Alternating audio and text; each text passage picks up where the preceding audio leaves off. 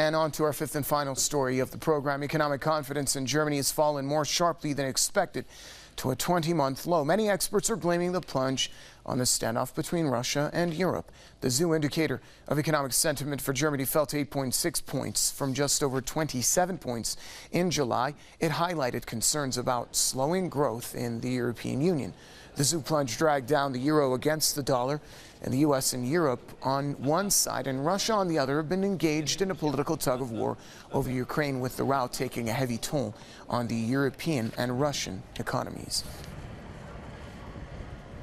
For further insight on that story, we're joined by publisher and editor of Politics First, Mr. Marcus Papadopoulos, joining us from London. Mr. Papadopoulos, welcome to the program.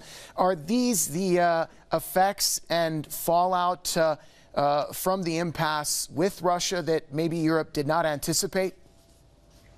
Well, it certainly seems that is the case. What we have to remember is, for the last 20 years or so, Germany and Russia have maintained a strategic relationship.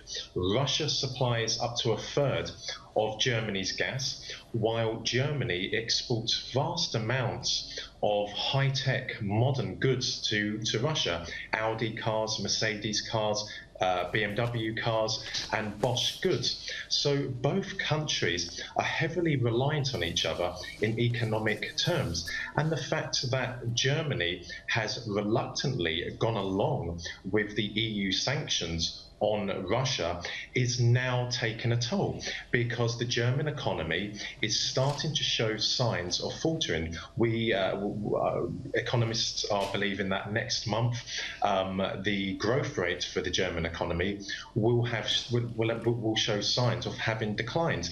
Now, that is a very bad omen for the Eurozone, because the German economy, which is the powerhouse, the engine of the EU, has started in the last couple of years to bring the Eurozone out of recession. If the German economy was to go back into recession, then it would take the whole Eurozone back with it. So these are very, very ominous days for the German economy. And if Europe was to remedy this situation, in your opinion, where should they start? What would be step one?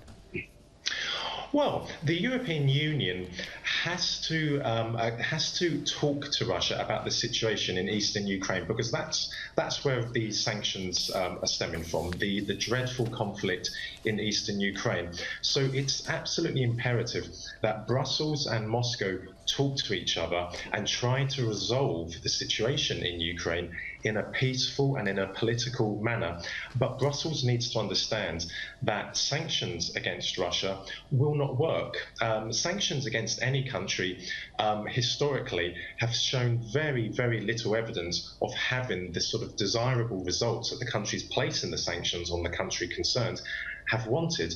And so Brussels needs to work with Russia to try and resolve the situation in eastern Ukraine in a peaceful way, in a political way, because we live in the era of globalization, and certainly the sanctions against Russia are having a toll. They are making an impact on the Russian economy. But there's the boomerang effect. They are also going to take a toll on those countries which are placing the sanctions. And Germany is one such country. But Germany is in a very difficult situation. It's caught between a rock and a hard place.